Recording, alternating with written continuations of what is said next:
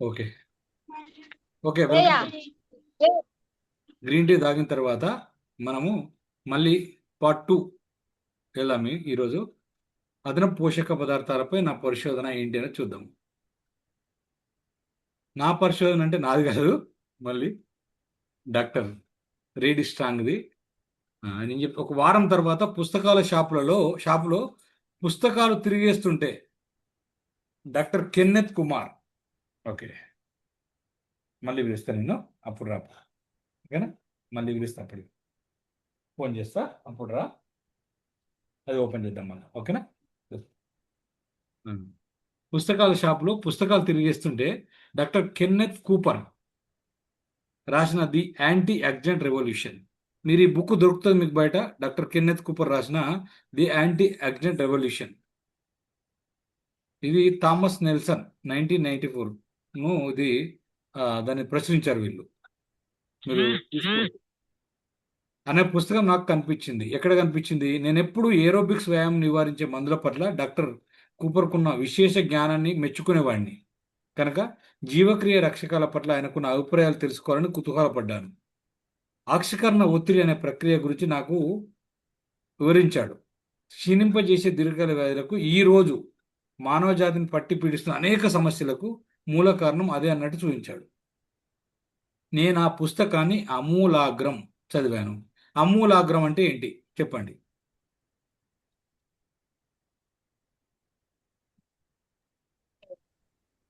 అద్భుతంగా సార్. ఇంద్రా,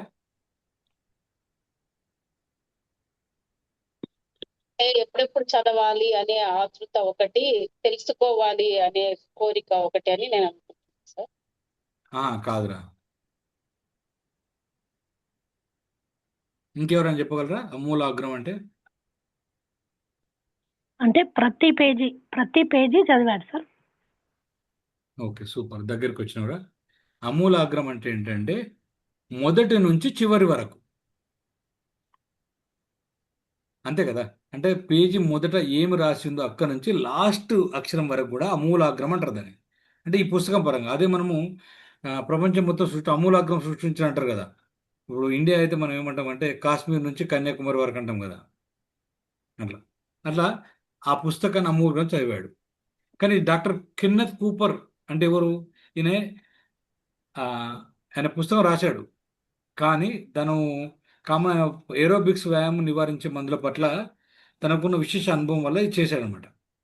అయితే జీవితానికి ప్రాణవాయువు అత్యవసరమని అందరికీ తెలుసు, అవునా కదా. జీవితానికి ఆక్సిజన్ అవసరమని అందరికీ తెలుసు కదా. ఎవరు తెలియని వాళ్ళు ఉన్నారు ఇక్కడ? అవసరమా కాదు చెప్పండి, ఎవరిని ఒక్కరు. అవసరమే సార్. ప్రాణవాయువు అందరికి తెలుసు. అయినా ప్రాణవాయువు స్వాభావికంగా మనకు ఉనికికి ప్రమాదకారి కూడా. అంటే అదే ప్రాణవాయువు మనమును ప్రాణం తీసే ఒక ఔషధంగా తయారైంది. ప్రాణవాయువు వైరుధ్యం అని దేన్ని అంటాం? వైరుధ్యం అంటే ఏంటిదిరా? వైరుధ్యం అంటే ఏంటి చెప్పండి. వైరుధ్యం అంటే ఏంటి?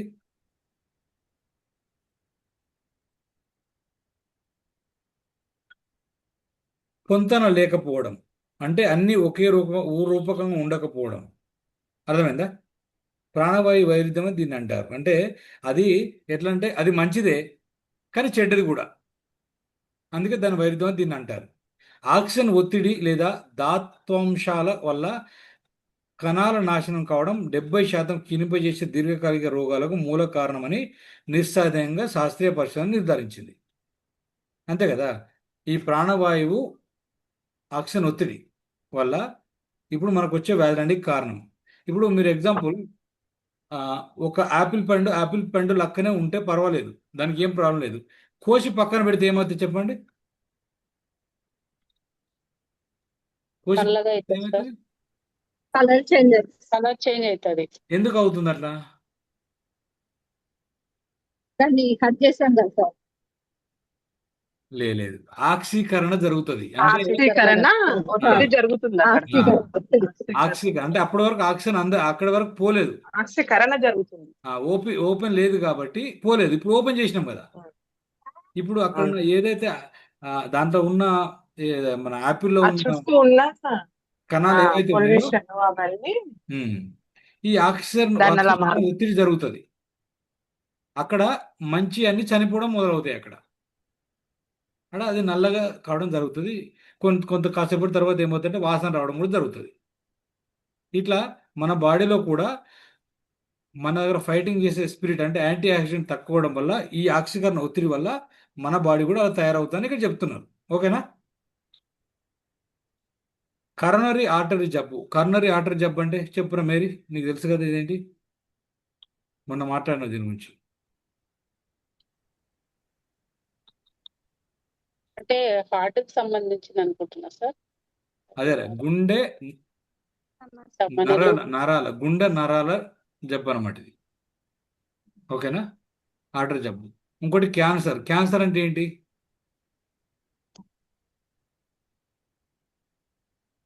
చచ్చిపోయిన కణాల సమూహం మన బాడీలో. గుండెపోటు అంటే ఏంటి? గుండెకు రక్త ప్రసరణ ఆగిపోవడం. ఓకేనా? కీళ్ళ నొప్పులు అంటే ఏంటి? మన ప్రతి జాయింట్లో వాపులు రావడము, ఎర్ర కావడం. కండరాల బలహీనత అంటే ఏంటి? ఎవరైనా చెప్పండి, కండరాల బలహీనత అంటే ఏంటి? మజిల్స్ పట్టకపోవడం సార్. మజిల్ వీక్నెస్, అంతే కదా? Okay, super. జ్ఞాపకం ఉండకపోవడం. నాకైతే చాలా జ్ఞాపక శక్తి ఉండదు. నాకు కూడా ఆ వ్యాధి ఉన్నదన్నమాట. ఇప్పుడు దీని అర్థం, ఇప్పుడు నేను ఇక్కడ ఇది పెడతాను కదా, ఇక్కడే మర్చిపోతాను. ఇక వెతుకుతూ ఉంటాను, ఎక్కడెక్కడ ఉందో తెలియదు నాకు. అది మళ్ళీ ఇక్కడికి వచ్చి కూర్చుంటే అది ఇక్కడే ఉంది కదా అనిపిస్తుంది నాకు. అలా అదొక రోగం. ఓకే. కంటి జబ్బులు గురించి మనం మాట్లాడాను. నాకు ఇంతకుముందు ఇలా ప్రాబ్లం ఉండి 1.5 month నుంచి ఇప్పుడు మెల్లమెల్లగా బెటర్ కనిపిస్తుంది. ఇప్పుడు మనం చదువుతున్నాం కదా, ఈ బుక్ నేను ఇంతకుముందు చదవకపోయేవాడిని. ఇట్లా మీరు షేర్ చేస్తే ఇలా పెద్దగా చేసుకోవాల్సి వచ్చేది నాకు. ఇప్పుడు కొంచెం బెటర్. అంటే అట్లా ఆ తర్వాత మొదలగు వ్యాధులు సార్ మీ ప్రధానంగా. కళ్ళే కాదు సార్, మీ గొంతులో కూడా చేంజెస్ వచ్చినాయి సార్ బాగా. అంతేనా? Thank you. క్లియర్ గా వినిపిస్తుంటది సార్ వాయిస్. ఓకే. అవును సార్. అయితే కదా మీ వయసు అర్థం కాలేక సరిత మేడం కాల్ చేసేదాన్ని సార్. నేను అర్థం కావట్లేదు మేడం అని చాలా సార్లు చెప్పాను సార్. ఓకే, ఇప్పుడు 100 days ప్రోగ్రామ్ ఉన్నాం కదా, సెట్ అయిపోతున్నాయి, అన్ని సెట్ అయిపోతున్నాయి. అయిపోయింది సార్, సెట్ అయింది సార్, మంచిగా వస్తుంది వాయిస్ కూడా. ఇనుమును తుప్పు, ఇప్పుడు వ్యాధులను ప్రధానం కలిగించేది ఇనుమును తుప్పు పట్టించేది. వ్యాధులు రావడానికి కూడా ఇనుమును తుప్పు పట్టించేది కూడా కోసిన ఆపిల్ పండును మట్టి రంగులకు మార్చే ప్రక్రియ కూడా ఏంటి? ఇదంతా కూడా ఆక్సీకరణ ఒత్తిడే. ఒత్తిడి. అవును, అది నిజం. మనమందరము లోన తుప్పు పడుతున్నాం. గుర్తుపెట్టుకోండి, మనలో ఇనుములు ఎక్కడ తుప్పు పట్టిపోతున్నాం మనం. నేను పేర్కొన్న ప్రతి క్షీణింపజేసే దీర్ఘకాలిక వ్యాధి ఆక్సిజన్లోని విష పదార్థాల ప్రత్యక్ష ప్రభావమే. అర్థమవుతుందా మీ అందరు కూడా? నిజానికి ఆక్సీకరణ ఒత్తిడి వార్ధక్య లక్షణాలు రావడానికి వెనుకున్న ముఖ్యమైన సిద్ధాంతం. వార్ధక్య లక్షణాలు అంటే ఏంటి? మీరు రాసుకోవాలి, మీకు తెలియని చాలా ఉంటాయి ఇక్కడ. వార్ధక్య లక్షణాలు అంటే ఏంటి?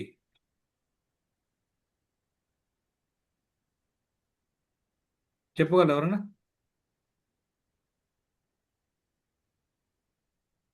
వార్ధక్యం అంటే తెలియదా? చాలా మంది అంటుంటారు కదా. ముసలితనం రావడం. ఓకేనా? అంటే ఏజ్ తొందర రావడం, అంటే 20 సంవత్సరాలకి 50 సంవత్సరాలకు కనిపించడం. ఇది వార్ధక్య లక్షణాలు రావడానికి వెనుకున్న ముఖ్య సిద్ధాంతం ఏంటంటే ఆక్సీకరణ ఒత్తిడి, అంతే. ఇది కాక గాలి, ఆహారము, నీళ్ళలో ఉన్న కలుషితాల సైన్యంతో మన శరీరం నిత్యం పోరాడుతూనే ఉంటుంది. ఓకేనా? మన శరీరం నిత్యం పోరాడుతూనే ఉంటుంది. ఒత్తిడితో నిన్న జీవన విధానాలు కూడా హాని కలుగజేస్తాయి. అంటే మనం ఒత్తిడిలో ఉన్నప్పుడు కూడా ఆక్సీకరణ ఒత్తిడి పెరుగుతుంది మనకు. ఈ పరిణామాలను మనం అరికట్టకపోతే ఫలితంగా కణాలు చెడిపోయి వ్యాధి సంక్రమిస్తుంది. అంటే దీన్ని మనం అరికట్టలేదు అనుకోండి, ఆక్సీకరణ చెంది మనకు వ్యాధులు సంభవిస్తుంది. అర్జున్ గారు అర్థమవుతుందా మీకు? మీ మాట వినబడట్లేదు.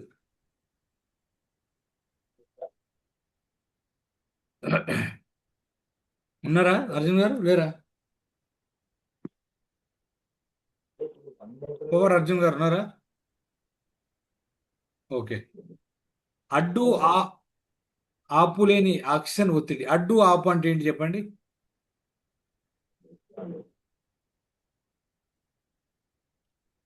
అడ్డు ఆపు అంటే ఏంటి అర్థం?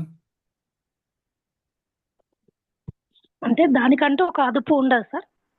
దానికి అదుపు లేని అదుపు లేని ఆక్సిజన్ ఒత్తిడి అంటే మనము ఫ్రీ రాడికల్స్ ఒత్తిడి వల్ల శరీరానికి కలిగించే హాని గురించి తెలుసుకున్నాక క్షీణింపజేసే దీర్ఘకాలిక వ్యాధుల పట్ల నా అభిప్రాయం పూర్తిగా మారిపోయింది.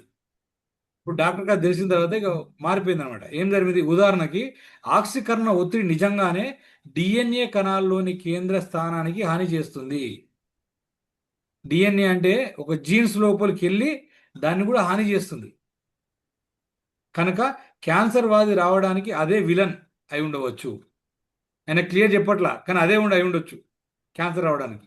క్యాన్సర్ వ్యాధి నివారణలో జీవరక్షకాల వాడకానికి ఇది అంతులేని అవకాశాలను దారితీస్తుంది. ఆక్సిజన్ ఒత్తిడి కీళ్ళ నొప్పులు, కండరాల బలహీనత, చర్మ రోగాలు, కంటి జబ్బులు, మధుమేహము, వణుకుడు జబ్బు, జీర్ణక్రియ వ్యవస్థకు సంబంధించిన వ్యాధులు మొదలగు వ్యాధులకు కారణము. కనుక పోషక పదార్థాలు పైకనరా బహుశా వాటిని ఎదుర్కొని అదుపులో ఉంచగలవు. అంటే ఇప్పుడు మీకు వినిపించే జబ్బులన్నీ ఇక్కడ ఇచ్చారు వాళ్ళు, ఇంకా లేని జబ్బులు కూడా మనం ఇక్కడ తగ్గుతాయి. పోషక పదార్థాలు బహుశా వాటిని ఎదుర్కొని అదుపులో ఉంచగలవు. ఓకేనా? ఇంకోటి, అతిగా వ్యాయామం చేయడం అని అంటే నేను 1 అవర్ చేసిన, 2 అవర్స్ చేసిన, జిమ్ చేసిన, లేకుంటే పరిగెత్తిన చెప్తుంటారు చాలామంది. అధిక వ్యాయామం చేయడం వల్ల కూడా హార్ట్ ప్రాబ్లమ్స్, కిడ్నీ ప్రాబ్లమ్స్, కీళ్ళ నొప్పులు, కండరాల బలహీనత, మధుమేహము, వణుకుడు వ్యాధి, జీర్ణక్రియ వ్యవస్థ ఇవన్నీ కూడా వస్తాయి. చేయడం వల్ల కలిగే వ్యాధి లక్షణాలకు కారణం తెలుసుకోవడానికి డల్లాస్లో తన ఏరోబిక్ సెంటర్లో రోగుల మీద జరిపిన కొన్ని అధ్యయనాల గురించి డాక్టర్ కూపర్ తన పుస్తకంలో ప్రస్తావించాడు. ఆశ్చర్యకరంగా మరింత ఎక్కువ శిక్షణ తీసుకున్న కొంతమంది క్రీడాకారులు తర్వాత ప్రమాదకరమైన దీర్ఘకాల వ్యాధులతో పోరాడవలసి వచ్చిందన్న విషయాన్ని డాక్టర్ కూపర్ పేర్కొన్నారు. అంటే ఎక్కువ ఎవరైతే చేస్తున్నారో వాళ్ళు వేరు వేరు వ్యాధులతో ఇబ్బంది పడుతున్నారు. అరే నేను ఇంత ఎక్సర్సైజ్ చేస్తున్నా, ఇంత వాకింగ్ చేస్తున్నా, నాకు ఇంత హార్ట్ అటాక్ వచ్చింది అంటారు కదా చాలామంది. నాకు ఎందుకు ఈ రోగం వచ్చింది, కండరాల బాధిత వచ్చింది, నాకు నా బోన్ సరిపోతుంది, ఎందుకంటే ఈ ఆక్సీకరణ ఒత్తిడి వల్లనే వచ్చింది వాళ్ళకు. అతి వ్యాయామం కనబరిచిన వ్యాధి లక్షణాలకు ఫైబ్రోమైల్జియా రోగుల్లో కనిపించే లక్షణాలకు పోలిక ఉంది. ఓకే, పైకనరా. నాకు ఆశ్చర్యం నాకు వేసింది. ఒక డౌట్ ఉంది, ఇక్కడ అడగొచ్చా? అడగాలి కదా, అందరికి తెలియాలి కదా. అంటే ఇప్పుడు బయట ఎక్సర్సైజ్ ఇవన్నీ కూడా చేస్తే ఎక్కువ అన్నారు కదా. ఇప్పుడు మామూలు ఏజ్ ని బట్టి కూడా ఒక వర్క్ అనే దానికి కూడా ఒక లిమిటెడ్ గా ఉంటే బెటర్. ఆ బాడీకి ఎక్కువ అవుతే కూడా అక్కడ కూడా ఈ స్వతంత్ర అణువులు అనేటివి ఎక్కువైపోవడం జరుగుతుందా? దానివల్ల హెల్త్ ప్రాబ్లం లో పడే అవకాశం ఉంటుందా? 100%. ఆక్సీకరణ ఒత్తిడి అనేది ఏ సమయంలోనైనా ఎలాంటి పరిస్థితుల్లోనైనా మన బాడీకి రావచ్చు. ఎప్పుడు? యాంటీ ఆక్సిడెంట్ మన బాడీలో తగ్గుతున్నప్పుడు.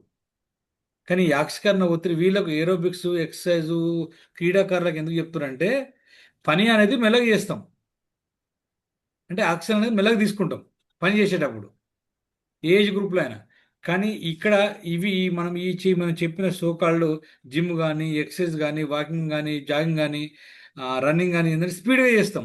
అప్పుడు ఆక్సిజన్ అవసరం లేనంత ఆక్సిజన్ లోపలికి వెళ్తుంది, ఎక్కువ పోతుంది ఆక్సిజన్. దానివల్ల ఒత్తిడి జరుగుతుంది అంతే.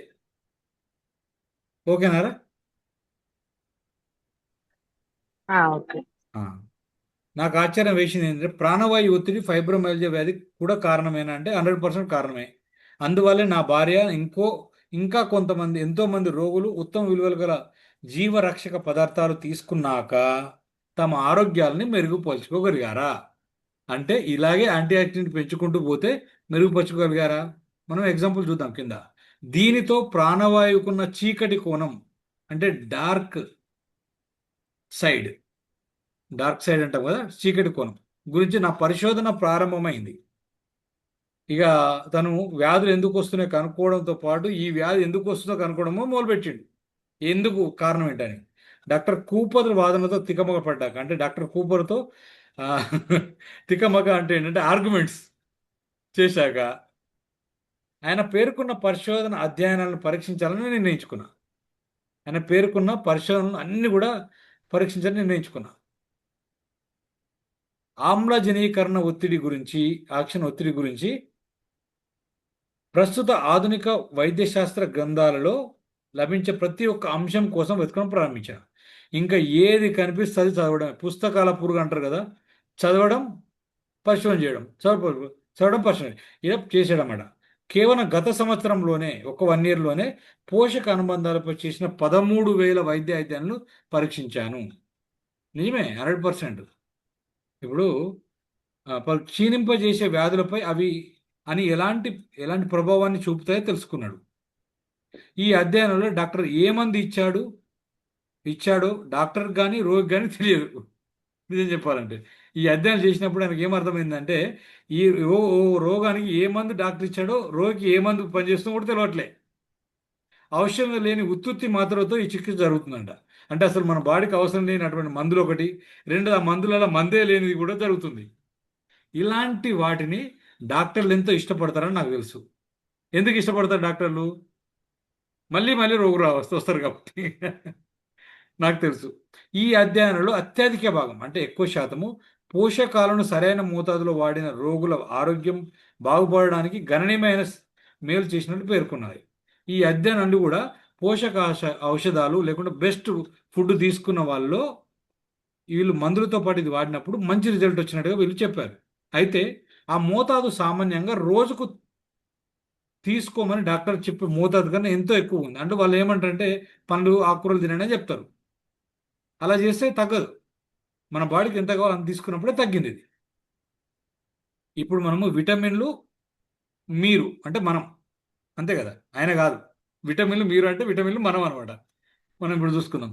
దైనందిక జీవితం అంటే ఇప్పుడున్న జీవితంలో ప్రాణవాయు ఒత్తిడి మానవ శరీరానికి కలిగేసే భయంకరమైన నష్టం గురించి మీరు అర్థం చేసుకోగలిగితే మీలోని స్వాభావిక సురక్ష వ్యవస్థను పటిష్టం చేయడం ఎంతో ముఖ్యమని మీరు గ్రహిస్తారు. మీరు అర్థం చేసుకోండి. అంటే మీకు సమస్యలు రావడానికి ఈ ప్రాణవాయు ఒత్తిడి కారణమని మీరు అర్థం చేసుకోగలిగితే దాన్ని రక్షించడం కోసము మీరు ఏం చేయాలో ఇప్పుడు చెప్తున్నారు. దాని మీద మీ ఆరోగ్యము జీవితం ఆధారపడి ఉన్నాయి. ఒకటి రమేష్ గారు చెప్పారు, ఇద్దరు లాస్ అయ్యారు వాళ్ళ ఇంట్లో అని చెప్పేసి. ఇప్పుడు మన జీవితాలు అందరూ లాస్ కాకుండా కాపాడుకుంటూ బయటకు వస్తున్నాం. ఇప్పుడు నా పరిశోధన ద్వారా మన శరీరాల్లోని ఎంతో బలమైన స్వాభావిక జీవరక్షకాలు రోగ నిరోధక శక్తిని కలగజేస్తాయని తెలుసుకున్నా. జీవరక్షకాలు అంటే యాంటీ ఆక్సిడెంట్స్, అంతే కదా. నేను ఇచ్చే మందుల అన్నిటికంటే ఇవి ఎంతో శక్తివంతమైనవి తెలుసుకోండి. ఇప్పుడు మనము నిజంగా మంచి ఫీల్డ్లో ఉన్నామా లేదా? గుండె మీద ధైర్యంగా చెప్పండి. ఇప్పుడు డాక్టరే అవసరం లేని సమాజం, మందులే అవసరం లేని కుటుంబం బాగుందా? బాగుంది కదా. అట్లా అది చేయడమే మన వెల్నెస్ ఎక్స్పర్ట్ లక్ష్యం. అంతే. ప్రపంచాన్ని మార్చాలంటే ప్రతి ఇంటికి ఒక వెల్నెస్ ఎక్స్పర్ట్ ఉండాల్సిందే. అంతే. ఎన్నో అధ్యాయాలు చేశాక పోషకాలను రోగులు అదనంగా తీసుకోవడం మందులకు ప్రత్యామ్నాయం కాదని, రోగం పూర్తిగా నయం చేయడానికి వాడే మందు అని నిర్ధారించాను. అంటే మందులు అవసరము. ఈ పోషక ఔషధాలు రోగాలను తగ్గించడానికి ప్రత్యామ్నాయం కాదు, మందులు అవసరమే. నిజానికి దాన్ని ప్రధాన స్రవంతి మందులో ముఖ్యమైనదిగా అనవచ్చు. అంటే అవసరం ఉన్న కాడికి మందులు వాడాలి. ఎందుకంటే అది వ్యాధిని పెరగకుండా చేస్తుంది. పోషక అనుబంధాలను తీసుకోవడం వల్ల రోగం పూర్తిగా నిర్మూలించబడదు, ఓన్లీ పోషక ఔషధాలు తీసుకోవడం వల్ల. అయితే ఆరోగ్యంతో ఉత్సాహభరితంగా జీవించడానికి అది ఎంతో తోడ్పడుతుంది. అంటే మీకు సమస్యలు రాకుండా ఉండడానికి, ఉత్సాహంగా ఉండడానికి, ఆరోగ్యం ఉండడానికి తోడ్పడుతుంది. చికిత్సకు సంబంధించిన అధ్యయనాలను పరీక్షించాక అంటే రోగులు అత్యంత నాణ్యమైన అదనపు పోషకాలను తీసుకున్న నా రోగులని అవి తీసుకొని రోగులతో పోలిస్తే మనం చూడొచ్చు, మందులు వాడే వాళ్ళను మన పోషక ఔషధాలు తీసుకున్న వాళ్ళ మధ్యన తేడా చూస్తే ఆరోగ్యపరంగా ఎంతో ప్రయోజనం పొందారన్న విషయంలో నాకు ఎటువంటి సందేహం లేదు. అది మనకు కూడా తెలుసు. అయితే ఏ రోగికైనా ప్రత్యేకమైన ఆరోగ్య సమస్య ఉన్నట్టయితే అదనపు పోషకాలను తీసుకోమని నేను సిఫారసు చేసినప్పుడు దాని అర్థం నేను ఆ రోగికున్న పైకనరా ప్రత్యేకమైన వ్యాధిని చికిత్స చేసినట్టు కాదు. కానీ నేను కేవలం రోగికి పోషకాలను సరైన మోతాదులో తీసుకోమని సలహా మాత్రం ఇస్తున్నాను. వైద్య పరిశోధనలో అవి ఆరోగ్యానికి మేలు కలిగిస్తాయని చెప్పిన విషయం అదే కదా. ఆరోగ్య విషయం నేను అనుసరించే ఈ పద్ధతికి కణాల పోషణ అంటారు, సెల్యులర్ న్యూట్రిషన్ అని పేరు పెట్టాను. ఇప్పుడు కొంతమంది సెల్యులర్ న్యూట్రిషనిస్ట్ అంటున్నారు. మీరు చూడొచ్చు, ఇన్స్టాగ్రామ్లో వస్తారు సెల్యులర్ న్యూట్రిషనిస్ట్ అని. వస్తారా? చూసారా? మీరు చాలామంది చూడండి. అంటే ఇదే న్యూట్రిషనిస్ట్ ఒక పేరు, వేరే పేరు పెట్టుకొని వాళ్ళు సెల్యులర్ న్యూట్రిషన్ చెప్పుకుంటున్నారు. దేవుడు చేయదాల్సిన దానికన్నా దాన్ని అనుగుణంగా ఈ శరీరం చేసినట్టు చూస్తుంది. ఓకే, ఈ పుస్తకంలో నేను ప్రస్తావించిన కొందరు వ్యక్తిగత విషయాలను నా క్లినిక్లోని రికార్డుల నుంచి గ్రహించాను. రహస్యంగా ఉంచడం కోసం కొందరు పేర్లను మార్చాడు. ఓకేనా, ఒప్పుకుందాం. మనకు పేర్లతో సంబంధం లేదు కదా, సమస్యలు తగ్గించిన సమస్యలు కదా మనకు, అంతేనా? మార్చాడు. అయితే ఇందులోని చాలా కథలు నా రోగులవి, స్నేహితులవి, వారంతా వారి వారి అనుభవాలను మీతో పంచుకోవాలని అనుకుంటున్నాను. ఓకేనా, వాళ్ళ ఫ్రెండ్స్, వాళ్ళ పేషెంట్స్. ఈ కథల్లో ముఖ్యమైన నా సిద్ధాంతాలను నేను వాస్తవ జీవితాల్లో ఎలా వాడానో ఉదాహరణ ద్వారా మీకు తెలుసుకుంటారు. ఇప్పుడు నెక్స్ట్, మీరు ఇప్పటికే ఒక వ్యాధితో బాధపడుతున్న వాళ్ళ అయి ఉంటే ధైర్యం తెచ్చుకోండి, మీకు ఎటువంటి టెన్షన్ లేదు. ఎందుకంటే ఇందులోని అధిక శాతం కథలు అనారోగ్యంతో బాధపడుతున్న వారమే. అంటే అధిక శాతం అంటే ఎక్కువ శాతము ఆరోగ్యం లేకుండా ఉన్న వాళ్ళే ఉన్నాయి. ఎంతో ధైర్యంతో, దృఢ సంకల్పంతో వారి సమస్యలకు సమాధానం వెతుకుతున్నారు. ఇక్కడ చెప్పిన సిద్ధాంతాలను ఉపయోగించి తమ ఆరోగ్యాన్ని మెరుగుపరుచుకున్నారు. బాగుందా? అవి ఏ సిద్ధాంతం చూద్దాం. నా భార్య లిజ్కి ఒక మంచి కేస్ స్టడీ ఉంది. కేస్ స్టడీ అంటే తెలుసు కదా, రోగం ఎందుకు వచ్చింది, ఏం వాడింది, ఎలా తగ్గింది, ఇప్పుడు ఎలా ఉంది, అంతే కదా కేస్ స్టడీ అంటే. కేస్ స్టడీ పరిశీలనలకు పనికొచ్చే వివరాలు అన్నది అది అన్నట్టు. ఆమె ఇప్పుడు పరిపూర్ణ ఆరోగ్యవంతురాలు, అంటే పూర్తి ఆరోగ్యం ఉంది. ఆమె ఒక డాక్టర్ను పెళ్ళాడింది కదా. రోజంతా ఎన్నో గంటలు మంచం మీద నీరసంగా బాధతో పడి ఉండే బదులు ఇప్పుడు ఆమె తను కలలు కన్న జీవితాన్ని జీవిస్తుంది. అవునా కదా? బాగుంది కదా? ఒకసారి ప్రార్థించుదాం. ఒక భార్యగా, ఒక తల్లిగా ఆనందంగా జీవించడానికి అవసరమైన శక్తి ఆమెకుంది. తన గుర్రాలకు శిక్షణనిచ్చి ప్రదర్శనలు ఏర్పాటు చేయడం కేవలం కలగా మిగలలేదు, అదొక వాస్తవ రూపం దాల్చింది. అది నిజమైంది. నేను ఏం కలగన్నానో అది నిజమైందని చెప్తుంది. వ్యాధులను నివారించే ఈ రకమైన అద్భుతమైన మందుల గురించి అధికంగా తెలుసుకోవాలంటే సీరియస్గా, ఇంట్రెస్ట్గా చదవడం కొనసాగిద్దాం. ఓకేనా? Okay, next. ఇప్పుడు జీవించడం తక్కువ, మరణించడం ఎక్కువ. నిజమే కదా? మరణించడం ఇక్కడ దినదిన గండం. అంటే ఎంతమంది బెడ్ మీద నేను ఎందుకు చేస్తలేను దేవుడా నాకు చావు అని మొక్కుంటున్నారు. 21వ శతాబ్దంలో అమెరికాయే కాక ఇంకా పారిశ్రామిక ప్రపంచంలోని వైద్యులు, వైద్య పరిశోధకులు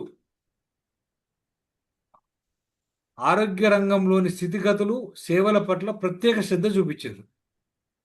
గడిచిన శతాబ్దం వైపు వెనక్కి తిరిగి చూస్తే దానితో పోలిస్తే నేడున్న వ్యాధుల సంఖ్య గణనీయంగా తగ్గిందని చెప్పవచ్చు.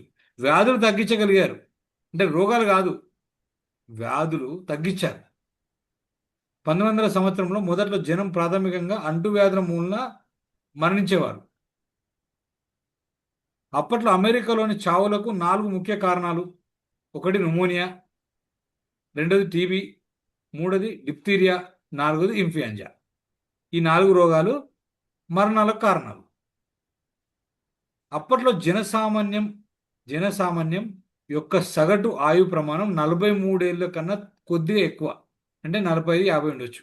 అంటే అంతే బతికేవాళ్ళు. కానీ యాంటీబయాటిక్స్ను కనుగొనడం, 20వ శతాబ్దం రెండవ భాగంలో అవి ఎంతో అభివృద్ధి చెందడం ధర్మమాని ఎయిడ్స్ మహమ్మారి 1980లో వచ్చిన తర్వాత కూడా అంటువ్యాధుల వల్ల సంభవించే మరణాలు గణనీయంగా తగ్గాయి. ఒక్క 1 మినిట్.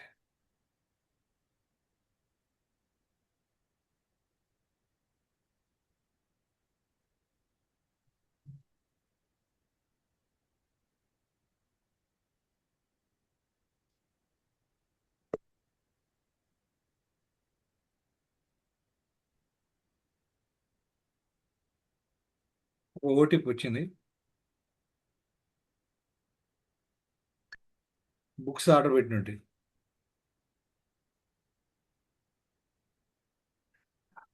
చెప్తున్నాను.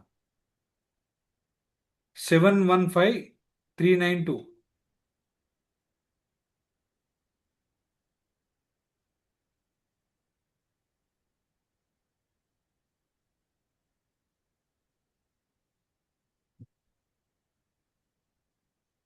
One minute.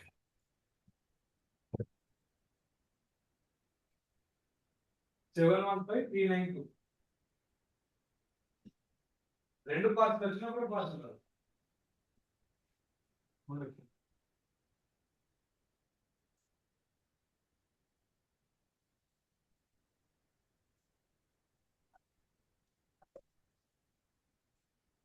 ఓకే, ఈ పేజ్ కంప్లీట్ చేసుకొని మనం ఆపేద్దాం.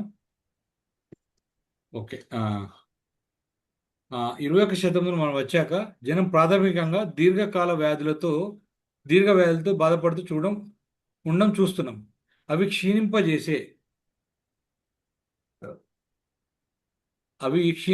దీర్ఘకాల వ్యాధులు అని పిలువబడుతున్నాయి. అంతే కదా.